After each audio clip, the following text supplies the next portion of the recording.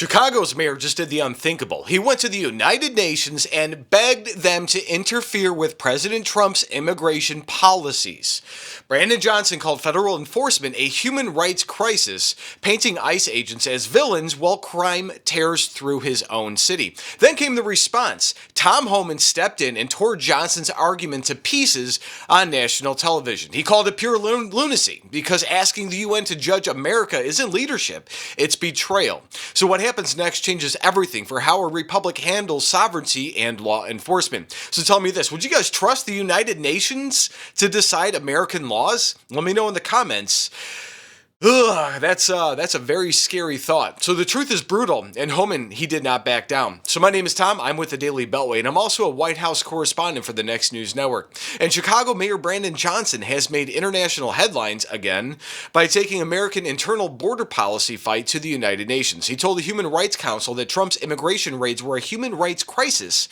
Instead of working with federal authorities, he invited foreign bureaucrats to scrutinize our law enforcement. Before we go any further, guys, make sure you subscribe, like, and share. We're a growing channel, and every comment helps us reach patriots like you. So share.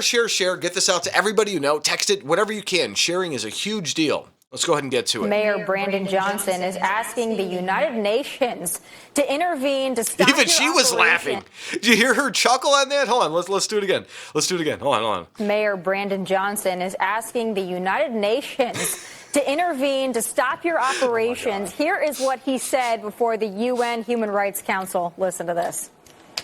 The federal government's immigration enforcement has been marked by violence and an assault on the dignity of all Chicagoans. I call on this council to hold the federal government of the United States to the same standards of Johnson's got his church voice. I call the United Nations accountability you apply elsewhere in the world. No country should be above international law. I urge the Human Rights Council to consider additional measures of accountability, including a special session to examine the worsening human rights crisis in the United States. Tom, this is just pure lunacy, but what is your reaction to all of that? He just proved he's not that smart, right? I mean, asking the United Nations to talk, interfere with ICE enforcing U.S. law, it's like asking an arsonist how to stop a fire. Because the UN, remember, the IOM, the part of the UN, helped. This is very important. Fund the mass migration during the Biden administration 4 years, spending millions upon millions of dollars helping that migration, international migration, come to the United States. So, the United Nations is not going to tell President Trump what to do. President Trump was put in office on the promise of making this country safe again, on the promise of having the historic deportation operation. That's exactly what America is getting.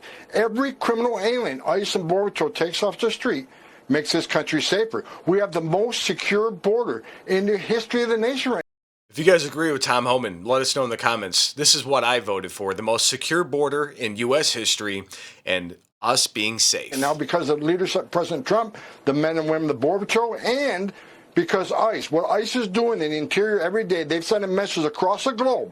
Don't spend your life savings, cross the border illegally, think you're going to get away in the United States, because So Homan called Johnson's speech pure lunacy. He was asking the United Nations to police America is like asking an arsonist how to stop a fire. He reminded viewers that the UN's own migration arms helped fund caravans that flooded our border during the Biden years. And he's right. Those same groups now want to lecture the United States on human rights? Come on. Homan laid out numbers the mainstream media won't touch. 1,200 aliens removed from Chicago since July, a 40% increase in high-priority arrests, and border crossings at the lowest level in 50 years. And that's what success looks like. It's not chaos.